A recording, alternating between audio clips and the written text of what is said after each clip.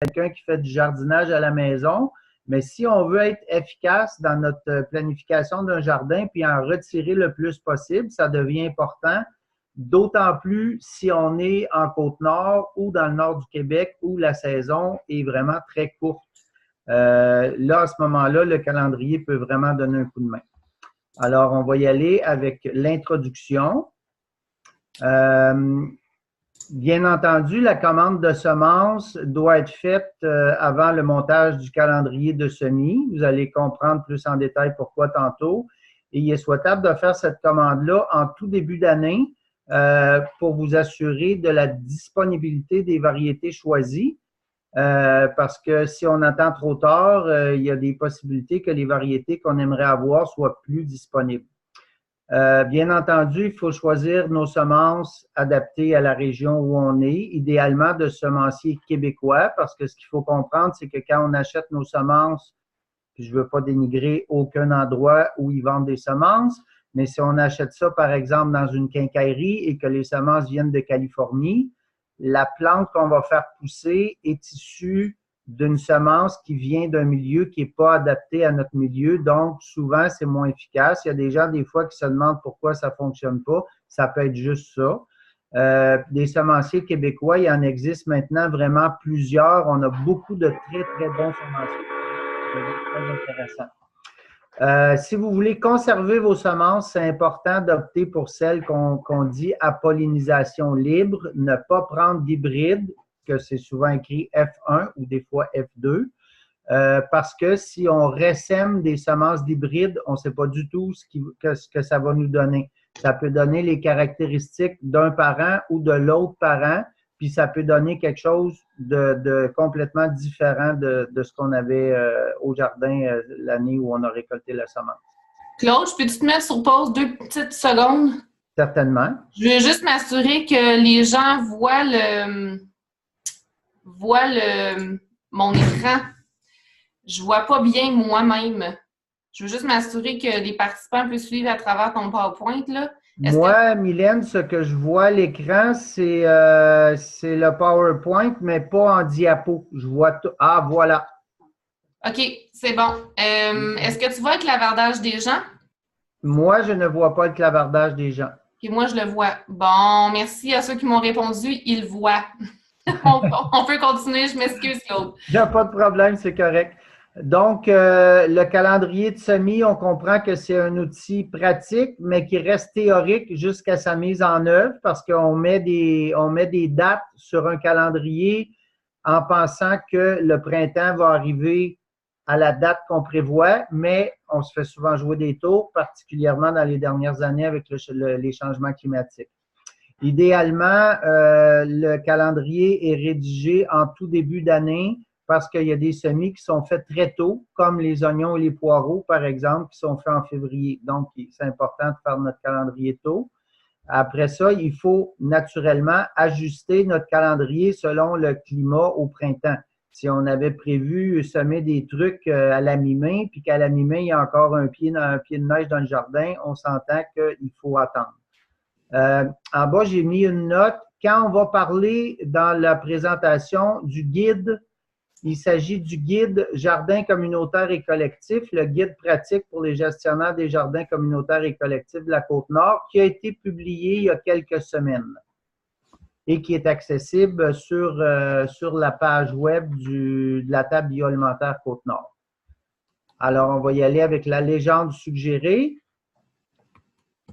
Ce sera pas long, je cherche comment changer mon diapo.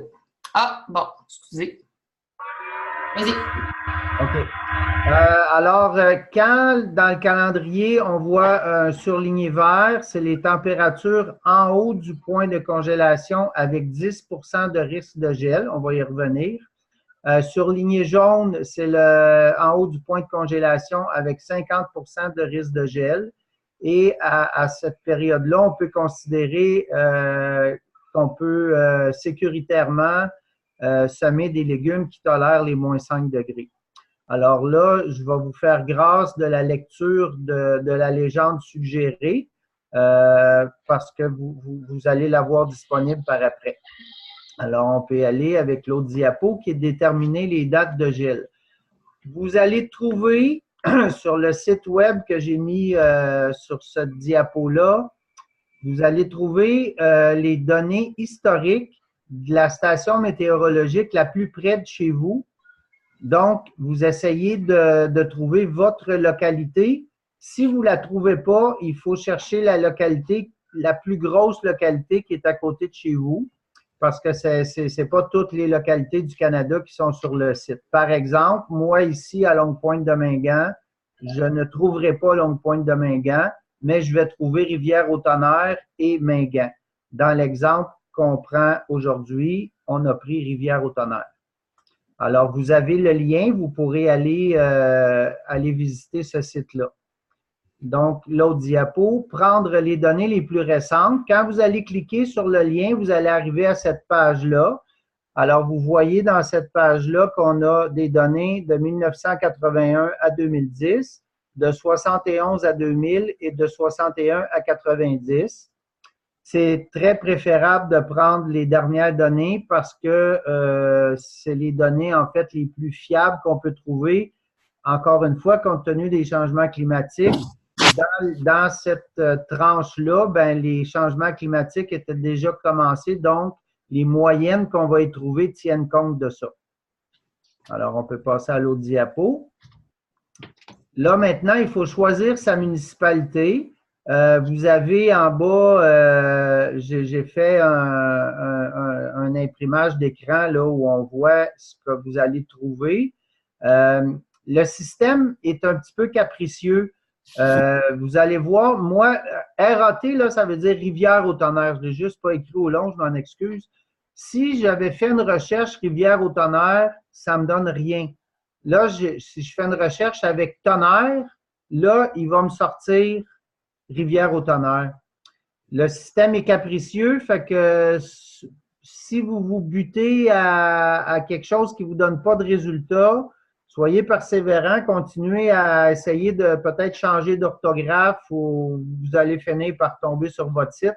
Là, c'est certain qu'ici, on est dans des petites municipalités. Si vous êtes à Montréal, à Québec ou à Trois-Rivières, j'imagine que ça doit être plus simple, là. Mais il faut que vous sachiez que c'est un système qui est un petit peu pointilleux. On peut passer à l'autre diapo. Là, vous allez arriver à cette page-là, qui est la page principale des données météorologiques. Vous allez sélectionner « Visualiser le tableau des données ». Vous voyez en haut qu'il y a graphique des températures et des précipitations, données sur les normales et métadonnées pour les stations et les éléments. Puis en bas du tableau, vous voyez « Visualiser le tableau des données ». Si on clique là-dessus, on arrive à l'autre diapo, qui est la liste de tableaux de données météorologiques. Là, vous voyez que vous avez accès à vraiment beaucoup de données. C'est très intéressant. Je vous encourage à aller visionner tous ces tableaux-là. Ça va vous en dire long sur la météo de votre localité. Non seulement sur les jours les jours sans gel, mais ça va vous donner des indications sur tout ce qui est listé là. Fait que c'est très intéressant de voir au niveau des précipitations s'il y a des moments dans la saison où il y a plus de sécheresse, plus d'inondations, qui peut vous informer sur d'autres trucs qui vont être intéressants en dehors du calendrier de semis. Pour ce qui est du calendrier de semis, ce qui nous intéresse pour le moment, il faut sélectionner sans gel.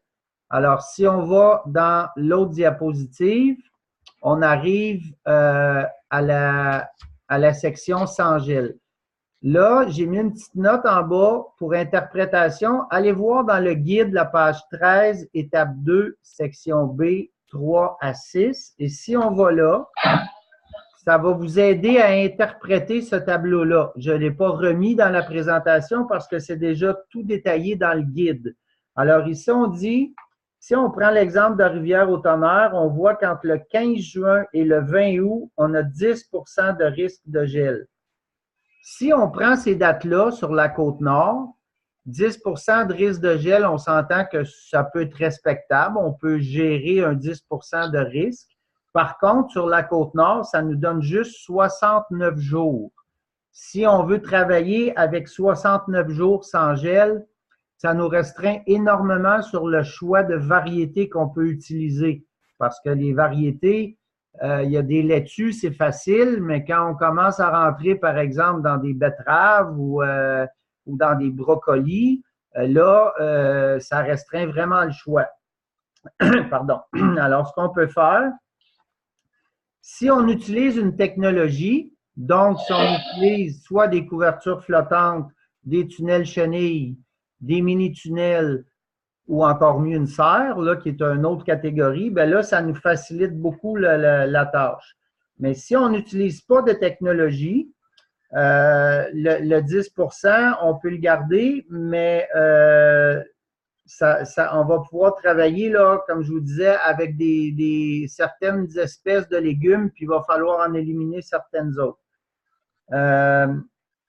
Si on veut jardiner avec des variétés ou avec des espèces qui demandent plus que 69 jours, bien là, on n'a pas le choix d'aller dans le 33 ou le 50 de risque de gel, en étant conscient que, évidemment, le risque de gel est plus élevé, mais ça nous donne la chance d'allonger un petit peu notre période. Fait que dans le cas ici, si on veut avoir un 100 jours sans gel, qui est à peu près la norme des jardiniers en général, qu'on dit si on n'a pas 100 jours sans gel, c'est difficile de faire un jardin, bien, il faut aller jusqu'à 50 de risque de gel. Ça veut dire que si on veut aller jusque-là, quand on va commencer au printemps, quand on va finir à l'automne, on va absolument devoir utiliser, comme je vous disais, couverture flottante, mini-tunnel ou tunnel chenille, parce que sinon, ça va être extrêmement compliqué. Si on va à 102 jours sans gel, là, ça nous donne du 15 juin au 20 août. Là, on a une saison qui peut être acceptable pour faire du jardinage. Mais, je répète, ça nous oblige au printemps et à l'automne à utiliser des couvertures flottantes ou les autres technologies.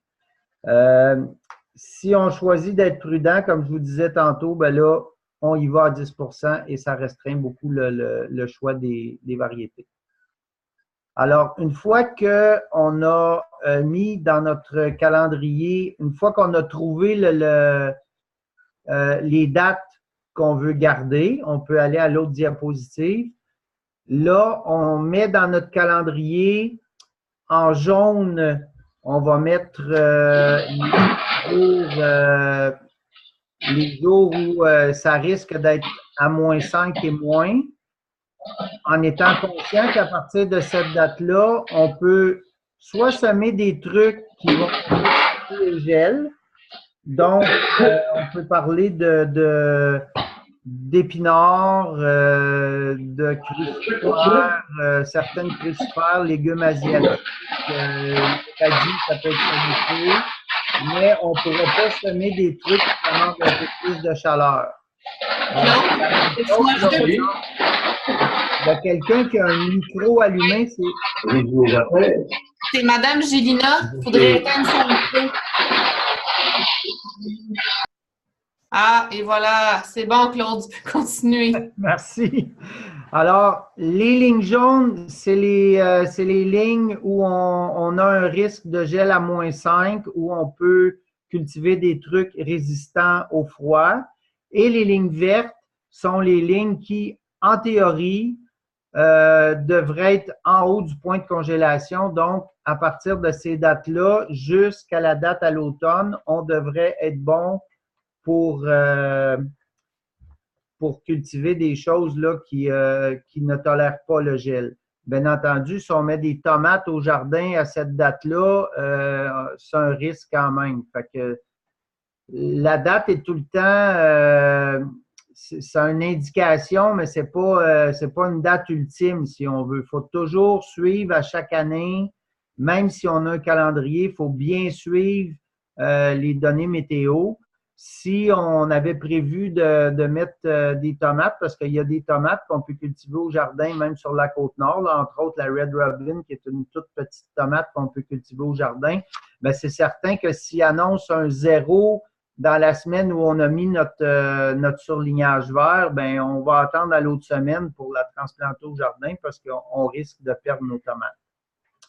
Alors, une fois que ces dates-là sont mises dans le calendrier, c'est notre base. Là, c'est certain que s'il y a des personnes comme ici à l'école à Longue-Pointe qui utilisent, par exemple, une serre non chauffée, bien là, c'est important de prendre les données de température à l'intérieur de notre serre pendant au moins 1 an, puis idéalement pendant plusieurs années pour arriver à se faire une tête sur notre -5, il va arriver quand, puis notre 0, il va arriver quand. C'est certain que là, si on fait ça, si on utilise une serre, on ne peut plus se fier au site web où on était tantôt. Il faut se fier aux données qu'on a prises dans notre serre les années ultérieures. Parce que sur le site, c'est bien entendu les données extérieures. Ce n'est pas des données dans une serre. Alors, si on utilise la serre, logiquement, notre ligne jaune et notre ligne verte au printemps vont être plus tôt et à l'automne, ils vont être plus tard parce qu'on a la protection de notre serre. Alors, une fois que ces dates-là sont inscrites au calendrier, c'est la base de notre calendrier. Là, on peut commencer à entrer les données dans notre calendrier. Alors, on peut passer à l'autre diapositive. Là, on a 2 endroits où on peut trouver les données des variétés qu'on a choisi de cultiver.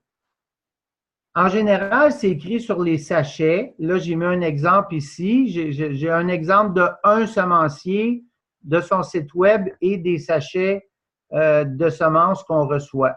Si vous voyez, en bas du sachet, on a plusieurs données qui sont inscrites en bas. Donc, la résistance de la plante au gel, en général, on trouve ça dans les bouquins de jardinage. Hein. Ils vont nous dire qu'en général, les épinards peuvent prendre un peu de gel. Le kale, en général, jusqu'à -5, il n'y a pas de problème. La tomate, ça demande de la chaleur.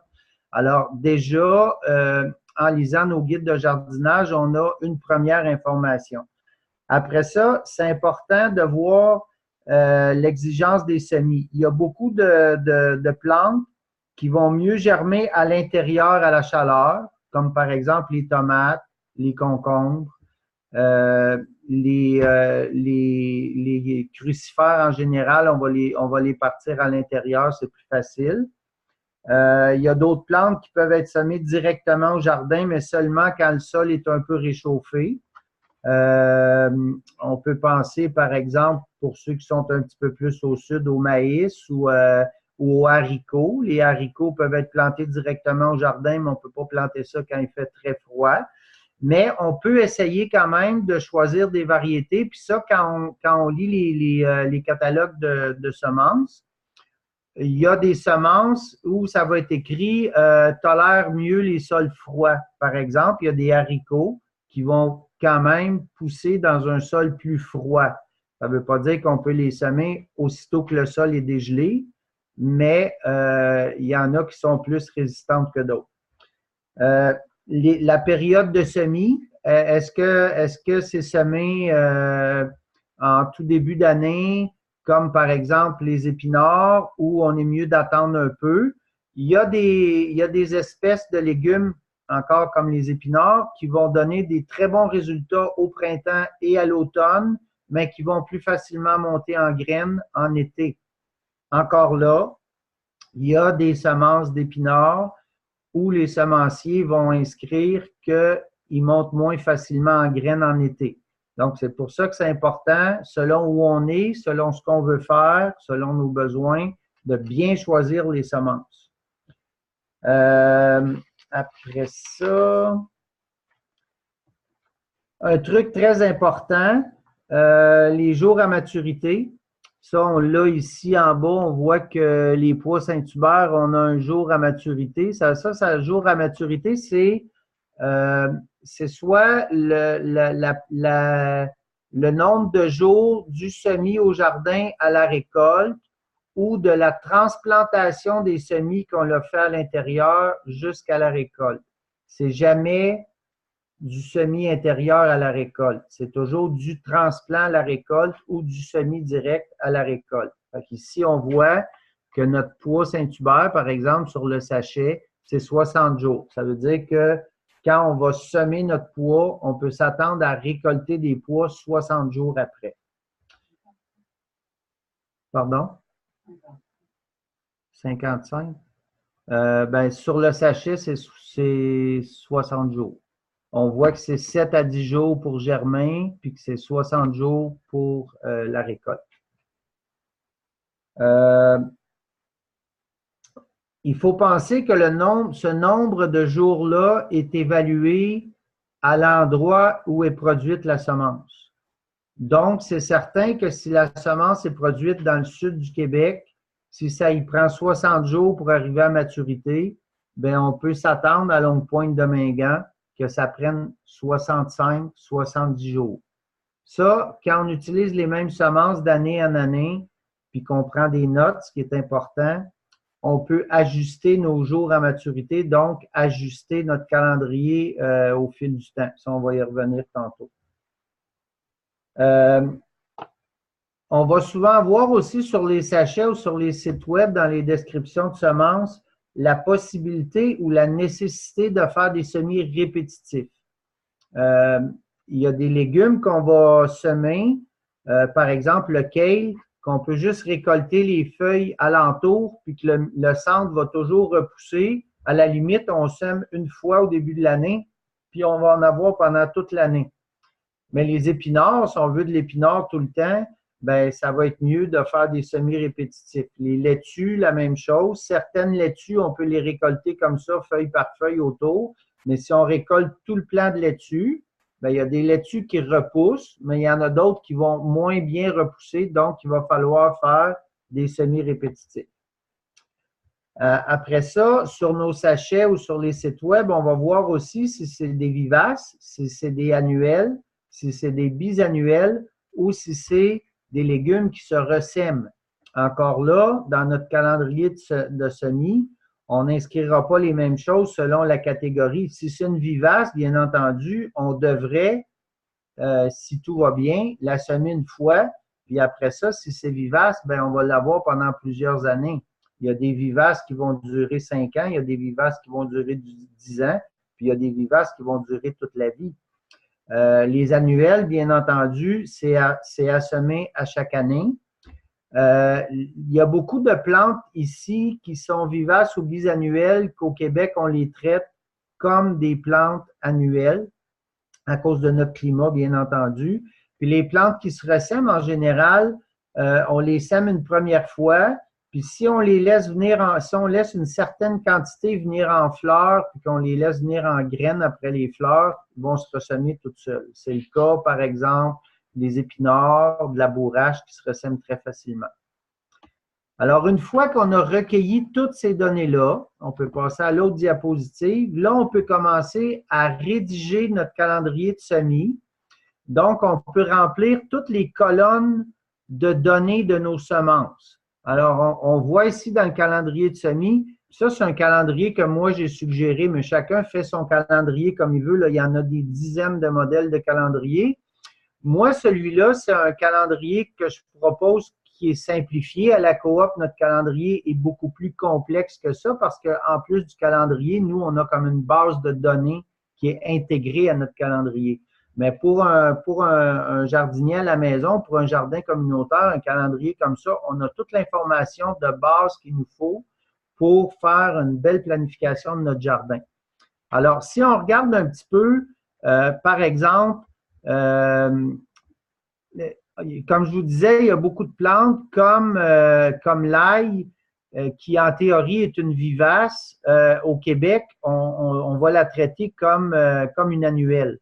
Donc, on va planter notre gousse d'ail à l'automne, puis à la fin de l'été d'après, on va récolter le bulbe au complet, on va le laisser sécher, on va enlever nos dents d'ail, puis on va la replanter comme si c'était une annuelle. La même chose pour la bête à carbe, qui est une bisannuelle, mais qu'on va traiter comme une annuelle parce que faudrait, si on voulait la traiter vraiment comme une bisannuelle, la planter au jardin, la laisser pousser au complet une première année, elle va faire juste des feuilles. La deuxième année, elle va faire une tige avec des fleurs, les graines, on récolte les graines, puis tout ça. Mais comme la majorité des jardiniers ne vont pas récolter les semences, on traite la plante comme une annuelle. Comme je vous disais tantôt, au niveau de la résistance au froid et au gel, il faut choisir les bonnes variétés. C'est important. Plus on s'éloigne du sud du Québec, plus on arrive au nord, de prêter une attention particulière à ce point-là, parce que ça peut vraiment nous causer des ennuis. Puis, si on en choisit qui sont vraiment plus résistants au froid et au gel, comme je vous disais, ça peut nous permettre d'allonger un petit peu notre saison puis de nous faciliter la vie. Dans la colonne résistance au froid, moi j'ai écrit en haut résistant au froid, moins 5 degrés, oui ou non.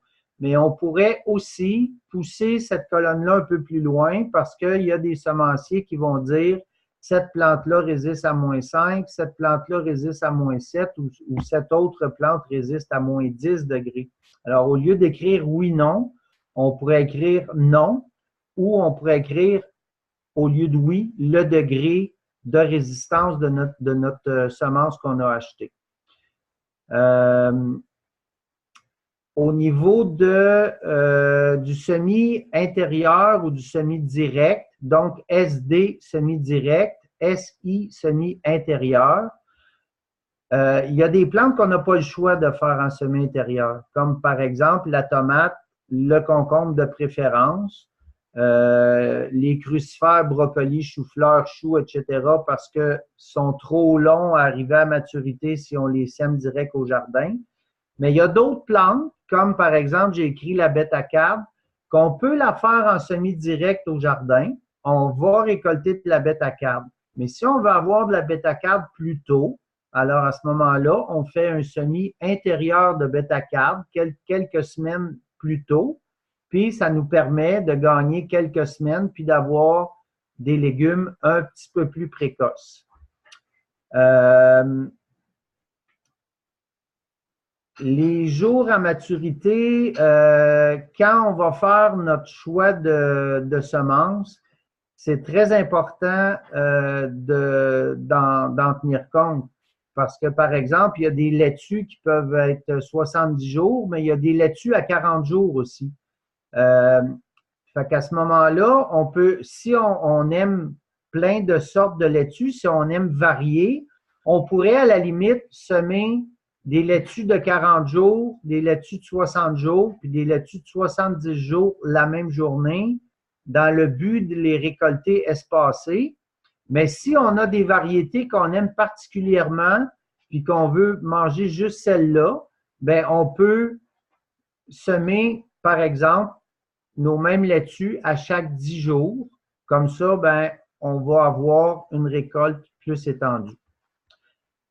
Quand on choisit nos variétés de semences, moi, je suis un gourmand.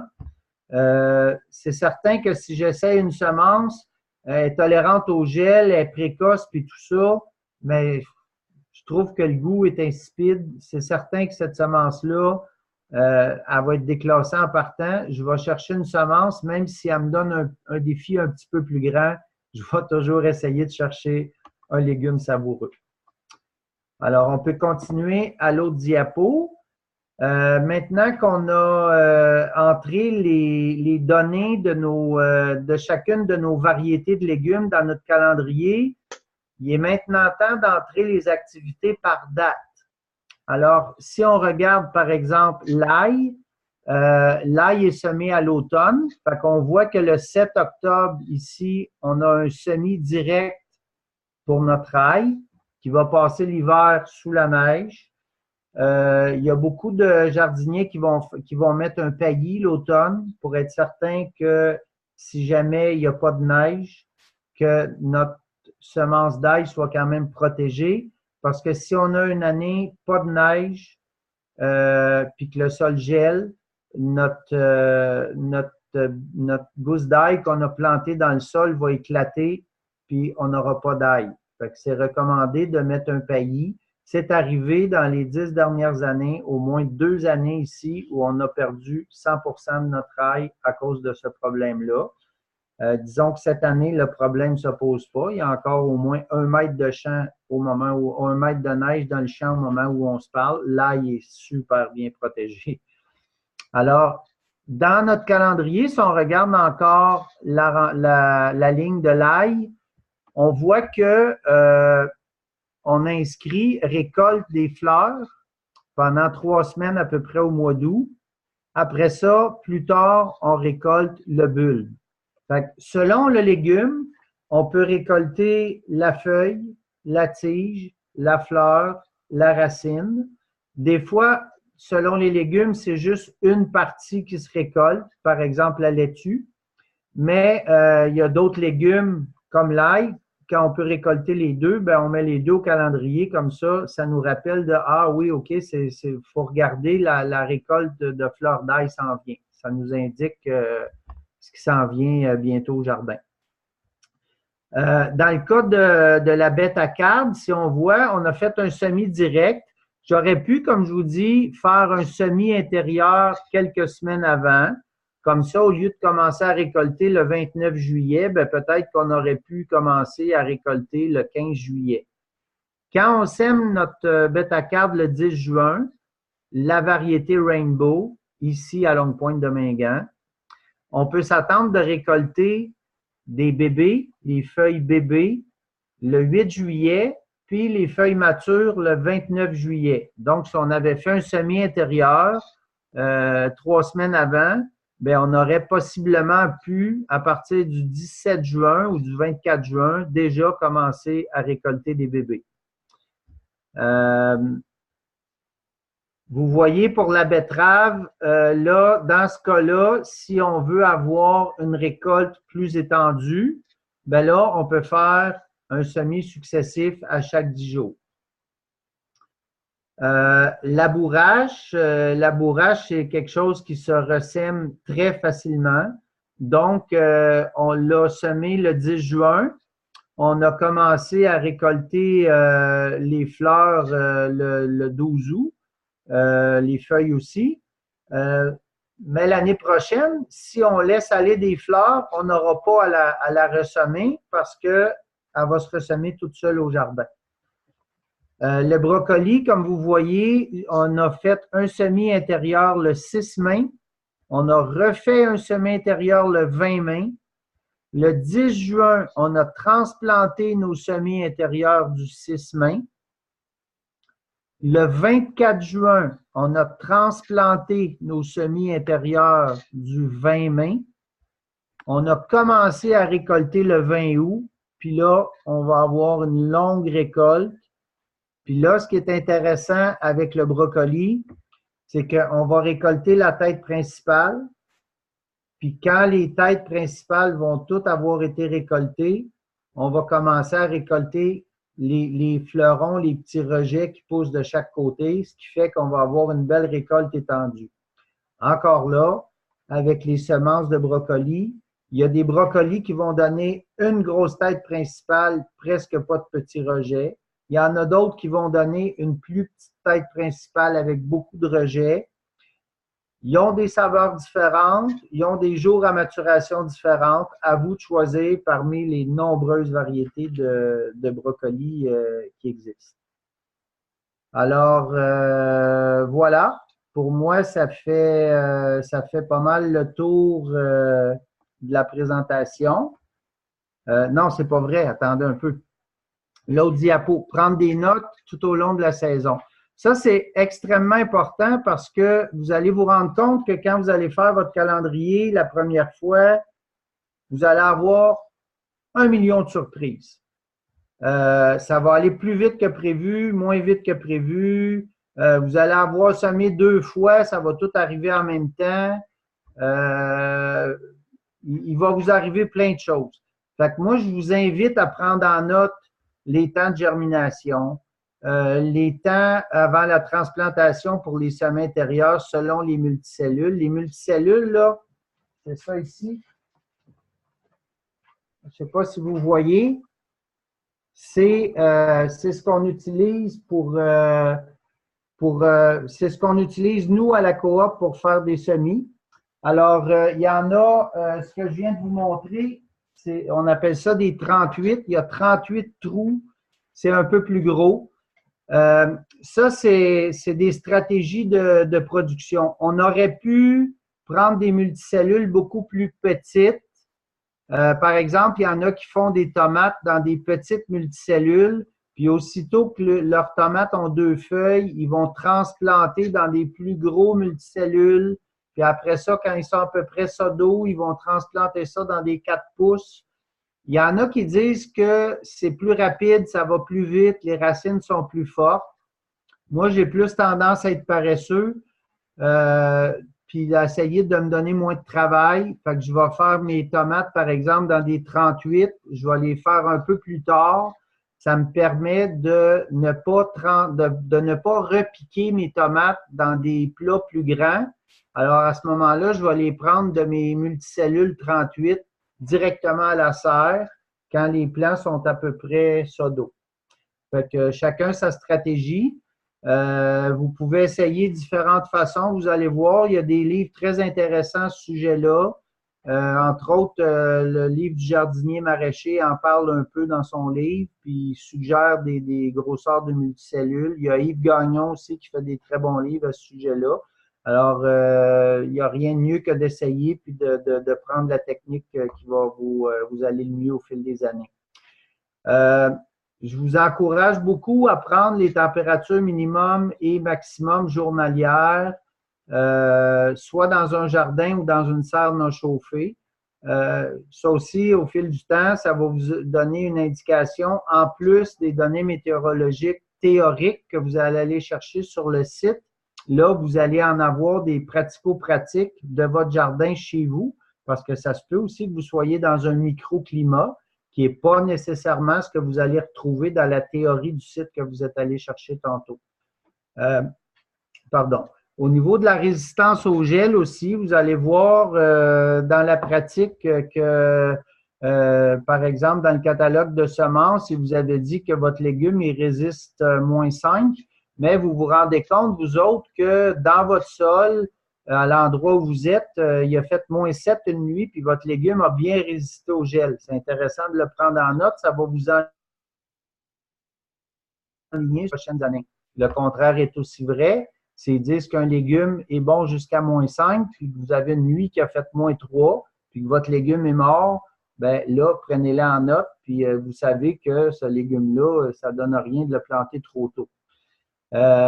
Les jours à maturité, comme je vous ai dit tantôt, sont calculés à l'endroit où la semence a été produite. C'est certain que chez vous, s'ils disent 60 jours, c'est certain qu'à 60 jours pile, vous n'aurez peut-être pas votre récolte. Ça va peut-être être 55, ça va peut-être être 65, ça va peut-être être 70. Prenez-la en note. Au fil des années, si vous gardez les mêmes variétés, à un moment donné, vous allez faire des moyennes, puis votre calendrier de semis d'année en année va s'ajuster. Les soins que vous apportez aux plantes, est-ce qu'ils ont eu des maladies, des insectes? Qu'est-ce que vous avez eu à faire sur vos légumes? Fait que c'est toutes des petites données qu'on prend qui font que votre calendrier de semis d'année en année va prendre de la précision. On peut aller à l'autre diapo.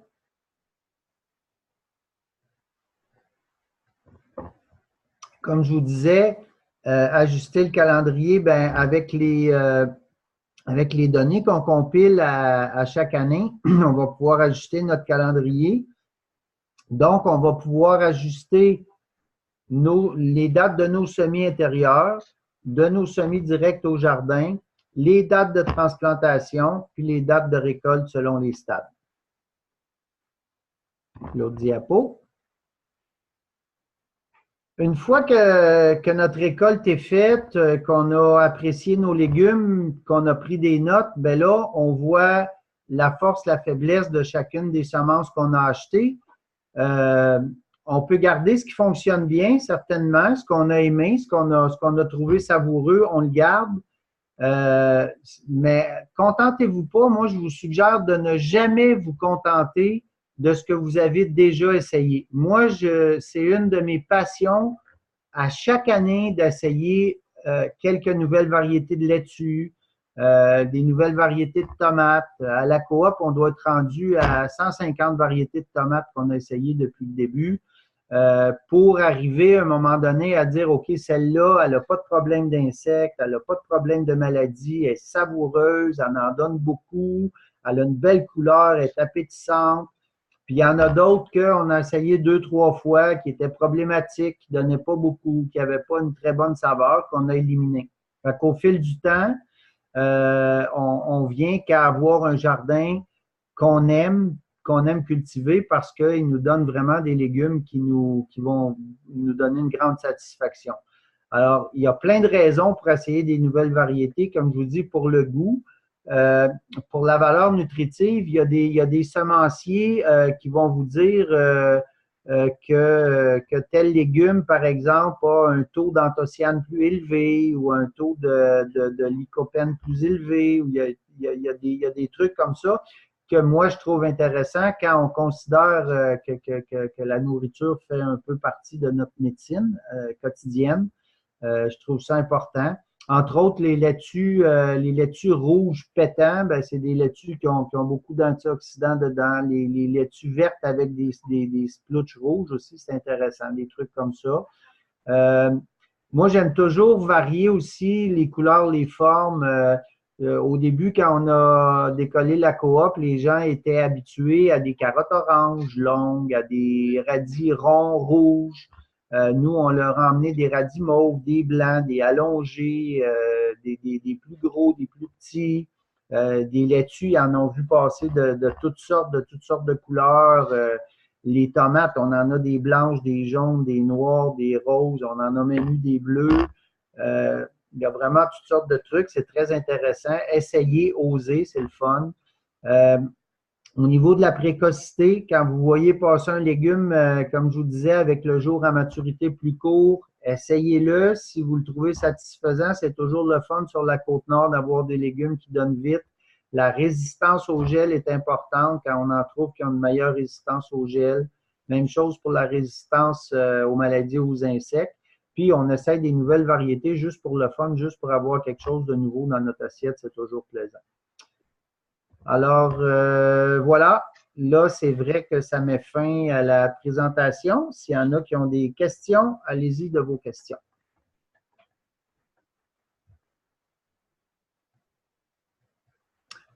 Là, Mylène, je ne t'entends pas. Je suis là.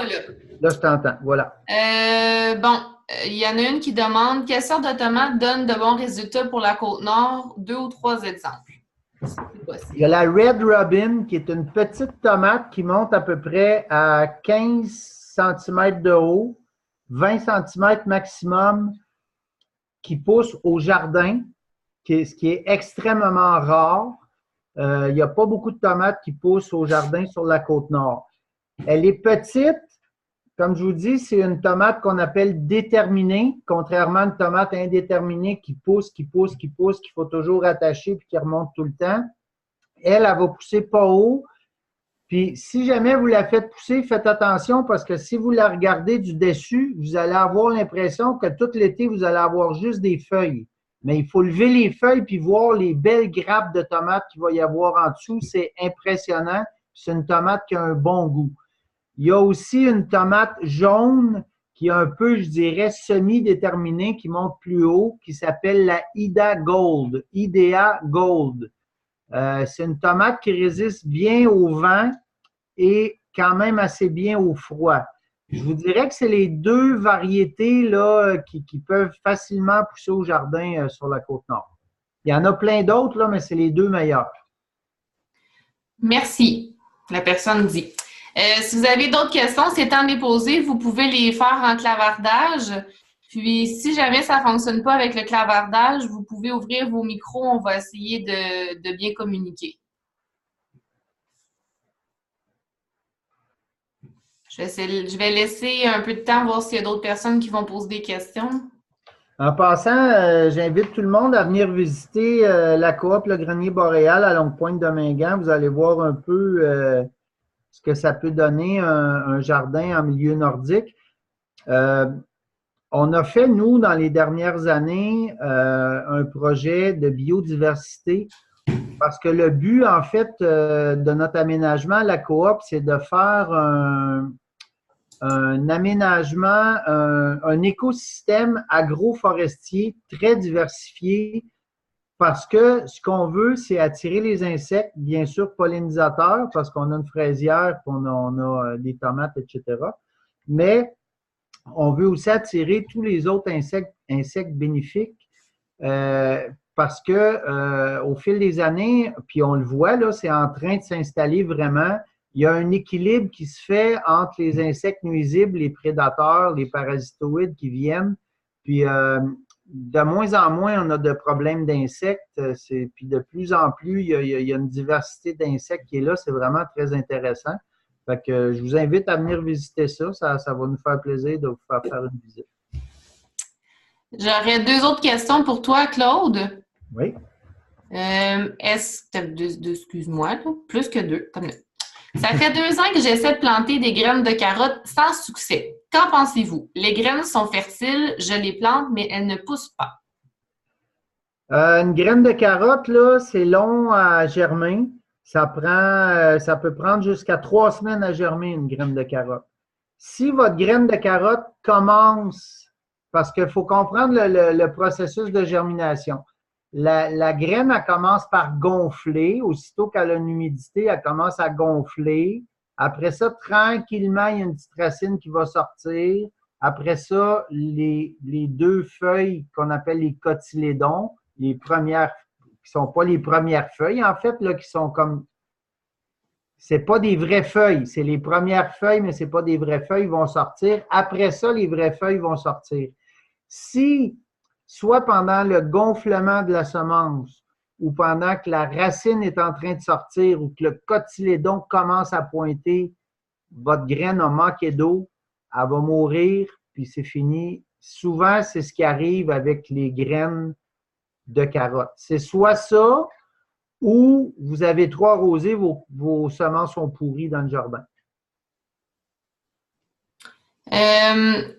Je pense de juste m'assurer que c'est la bonne personne qui me parle. Là. Ça sera pas long. Claude, là, juste m'assurer. Okay. La même personne qui a posé la question a dit « J'ai déjà essayé de les faire germer dans un essuie-tout, puis les planter quand ils germent, sans succès non plus. » Est-ce qu'il y avait germé dans le Kleenex? Oui. Écoute, là, c'est embêtant parce que j'avoue que j'ai jamais essayé de transplanter une graine de carotte. Si elle a germé dans votre Kleenex puis qu'elle ne fonctionne pas au jardin, c'est un des 2 problèmes que je vous ai dit parce que je ne vois pas d'autre solution. Ça nous prouve que votre semence était viable, donc elle a germé. Donc, si elle n'a pas germé au jardin, sécheresse ou pourriture due à trop d'eau. Pas assez ou trop d'eau. Comme je vous dis, c'est ça puis les panais, c'est très, très long à germer. Les panais, je pense encore plus. Fait que c'est certain que faut pas que ça manque d'eau des carottes, puis il faut pas non plus, si vous êtes sur la Côte-Nord, vous êtes probablement dans un sol sableux. C'est certain que dans un sol sableux, ça sèche très, très, très facilement. Peut-être que vous pourriez essayer, c'est semer vos carottes puis mettre un tout petit paillis de bois raméal fragmenté, là, des petits copeaux de bois, un petit peu de paille ou quelque chose par-dessus. Il ne faut pas que votre sol sèche parce qu'en plus, la graine est tout petite. Hein, on ne sème pas ça profond, des carottes. Peut-être que vous les avez semées trop profond aussi. En général, on sème la semence, elle a 3 fois son épaisseur en profondeur. La semence de carotte est vraiment miniature. Là. On plante ça à 1 mm, 1 mm et demi de profondeur. Si elle est à 1 cm de profondeur, c'est certain qu'elle ne réussira pas à lever. Fait que ça pourrait être ça aussi. Fait que si vous la semez à la bonne profondeur, que ça ne manque pas d'eau et qu'il n'y a pas trop d'eau, vous devriez manger des carottes. Bon, j'ai quelques... Elle dit merci, je vais réessayer encore. Fait que tu donnes espoir, c'est bon, Claude. C'est bon. Quelques questions qui suivent. La prochaine. Est-ce que la famille des melons peut exister sur la côte? On a fait pousser des melons à la coop l'année passée, il y a 2 ans. Ça a très bien réussi, mais oubliez ça sans couverture flottante ou sans mini-tunnel. Nous, on a eu une belle réussite en mini-tunnel. Puis on a eu vraiment une bonne production de melons. Et puis nous, on fait des paniers à la coop, là, des paniers de légumes hebdomadaires. Puis quand on a mis ça dans les paniers, les gens ont pensé que c'était un poisson d'avril. Ils nous ont tous dit ah, vous avez acheté des melons à l'épicerie, vous avez mis... Non, non, non, ils ont poussé dans notre jardin. Fait que oui, c'est possible. Il faut chercher les variétés à jour à maturité court. Si vous me laissez une petite... écoute, il y a plusieurs. Il y a le Morden Midget, il y a le Oka, le Montréal. Cherchez dans les catalogues de semenciers québécois les melons à jour à maturité court. Faites-les en mini-tunnel, puis vous allez impressionner le voisinage. Quelle sorte de melon vous aviez? Est-ce que c'était des cantaloups, melon miel, melon d'eau? Des cantaloups. Okay, parfait. Prochaine question. De l'onde comme BRF, est-ce le mieux pour la Côte-Nord? C'est merveilleux, c'est ce qu'on utilise. L'aulne est un fixateur d'azote, donc on peut s'attendre à ce qu'il y ait une quantité d'azote intéressante déjà dans le bois. Le BRF, c'est toujours mieux de le faire au printemps, juste avant que les feuilles poussent ou quand les feuilles commencent à peine à pousser. Puis, l'idéal, c'est de le fragmenter, donc de le chipper, là, de le faire en petits morceaux, puis de le mettre immédiatement au jardin. Parce qu'il y a encore les enzymes, là, c'est encore vivant notre bois quand on le met là. Ça stimule énormément la vie du sol. Vous allez voir que si vous mettez ça à un moment donné, soyez pas surpris. Vous allez lever votre BRF, puis vous allez voir du petit blanc en dessous. Si vous voyez ça, ayez pas peur de ça, là, c'est le mycélium, c'est le champignon qui commence à s'installer, c'est merveilleux. Si vous mettez du BRF, à un moment donné, fort probablement, il va se mettre à pousser des champignons. Faut pas avoir peur de ça non plus, c'est le but. Fait que oui, le BRF donc, c'est fantastique sur la Côte-Nord. Parfait. La personne qui a émis un commentaire, je vais la prendre note, elle me dit que ça serait intéressant de faire un webinaire sur les trucs pour allonger la saison et les techniques pour... on va prendre ça pour prendre note pour le futur, pour toi, Claude, peut-être aussi. Avec plaisir. La prochaine question, tantôt tu as parlé, tu as invité les gens à pouvoir aller te voir à la coop, voir ce que vous faites. Elle aimerait savoir c'est quoi l'adresse, parce qu'il ne la voit pas de la 138. C'est 1566 route de l'aéroport. C'est en face de l'école Saint-François d'Assise, l'école primaire de Longue-Pointe de Mingan. Pour ceux qui connaissent Longue-Pointe, là, c'est le chemin. De toute façon, à Longue-Pointe, il y a un chemin qui monte au nord. C'est le chemin de l'aéroport. Donc, de la 138, on a une pancarte sur le bord de la route, coop Le Grenier Boréal, vers le nord, 1,3 km. Parfait. La prochaine question. Est-ce que c'est recommandé de faire tremper les graines avant de les semer? Certaines graines, oui, ça peut aider, mais ce n'est pas absolument nécessaire. Moi, à partir de l'été prochain, je vais faire des tests. Là, vous allez dire, il est fou. Je vais essayer au moins 5 variétés différentes de maïs. Là, tout le monde me dit que c'est impossible, mais moi, j'aime ça quand le monde me dit que c'est impossible. J'essaie de leur prouver le contraire. Ce que je vais essayer de faire, c'est que j'ai un ami qui a concocté un mélange qui s'appelle le Stimula, qui est en fait un purin d'algues avec certains trucs de sa recette secrète que je ne saurai jamais. Je vais faire tremper mes graines de maïs là-dedans avant parce qu'on a essayé le Stimula à la coop l'année passée et on a été ébahis du résultat. On a fait ça avec des semences de tomates, entre autres. Et moi, j'ai un esprit très scientifique. J'avais fait 5 variétés de tomates différentes avec et sans Stimula. Puis au bout d'un mois, j'ai pris des photos. Puis avec le stimula, il était le double plus haut que les autres. Puis il y avait un verre vraiment pétant, très différent des autres semis, qui était beau quand même. C'est juste que les autres étaient exceptionnels. Fait que oui, il y a certaines, par exemple, si jamais vous faites des courges, si jamais vous faites du melon, oui, c'est bien de les faire tremper avant, mais c'est pas absolument nécessaire. Parfait. Je ne sais pas s'il y a d'autres questions présentement pour le clavardage. Je tiens à dire le commentaire qui a été écrit, je trouve ça gentil. La personne a dit « Je me suis joint à vous de Magog, même si je ne suis pas de la Côte-Nord. J'ai apprécié. Merci beaucoup. » Excellent. Ça va être plus facile pour vous, par exemple. Votre saison est plus longue. Une autre question. Mes graines de courge ont tendance à pourrir. Des suggestions? Des graines qui pourrissent, c'est tout le temps le même problème, c'est trop d'eau. Bon, parfait. Des fois, on a peur que notre terre sèche, puis on met trop d'eau. Je pense pas qu'il y a d'autres questions. Il y a beaucoup de monde qui te disent merci beaucoup, très intéressant. Les gens ont l'air d'avoir apprécié la formation. Est-ce que je me permettrais de dire, si jamais il y a des gens qui ont d'autres questions par la suite, vous avez tous reçu mon courriel pour pouvoir vous connecter ce soir. Gênez-vous pas pour nous faire part de vos questions par courriel. Moi, je peux les transmettre à Claude aussi par la suite. Et la personne qui m'avait écrite par rapport à une question spécifique lors de l'inscription, je ne vous ai pas oublié. Je vais aller recueillir les informations, puis c'est sûr qu'on va faire un suivi si jamais vous avez d'autres questions. Donc, bon, on a beaucoup de merci qui se fait faire par le clavardage. Donc, ben merci à tous d'avoir participé. Ah, l'écran a fait une drôle de chose. Merci à tous d'avoir participé.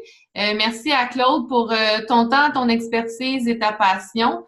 C'est très apprécié d'avoir justement ton expertise pour essayer de démystifier tout ça, pour nous aider à avoir des récoltes qui vont peut-être venir à terme de façon de plus facile et avec des meilleurs trucs pour réussir. Puis, il y a une personne qui dit qu'il te remercie aussi puis qu'elle espère aller te voir cet été. Donc, sur ce, merci à tous de venir puis d'être venus. Puis, si jamais, Claude, aussi, tu as des informations à transmettre aux participants, des documents, des sites web complémentaires, j'ai leur courriel, tu vas pouvoir me l'envoyer, je vais le transmettre à tous. Parfait. En conclusion, je vous invite vraiment à essayer de visiter nos semenciers québécois. Présentement, il y a un intérêt très grandissant et très fort de beaucoup de passionnés de semences qui sont en train de faire des merveilles. Achetez vos semences aux semenciers québécois, puis informez-vous à Semenciers du Patrimoine Canada.